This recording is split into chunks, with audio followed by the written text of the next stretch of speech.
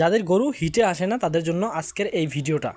গরু হিটে আনার ঘরোয়া পদ্ধতিতে যদি আপনি একবার চেষ্টা করেন, অবশ্যই আপনার গরুটা কিন্তু হিটে চলে আসবে। কারণ আমি একজন খামারি হয়ে আপনাদেরকে পরামর্শ দিতেছি, অবশ্যই আমার অভিজ্ঞতা আছে বলেই। যদি আপনার এই ট্রিকটা কাজে না আসে, অবশ্যই আপনি আমার কমেন্টে একটা গালমন্দ করে যেন। আর যদি কাজে আসে, অবশ্যই আমার চ্যানেলটাকে ফলো দিয়ে রাখেন এরকম আরও ভালো ভিডিও পাওয়ার জন্য। অবশ্যই আপনার কিন্তু এই ভিডিওটা দেখার পর আপনি একটা গরুকে কীভাবে হিটে আনতে হয় সেই পদ্ধতি জেনে যাবেন।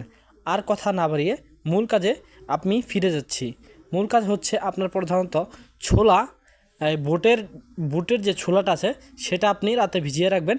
সকালে খালি পেটে সুন্দর করে গরুকে খাওয়াবেন। সেটা সুন্দর করে পাটাতে বেটে নেবেন।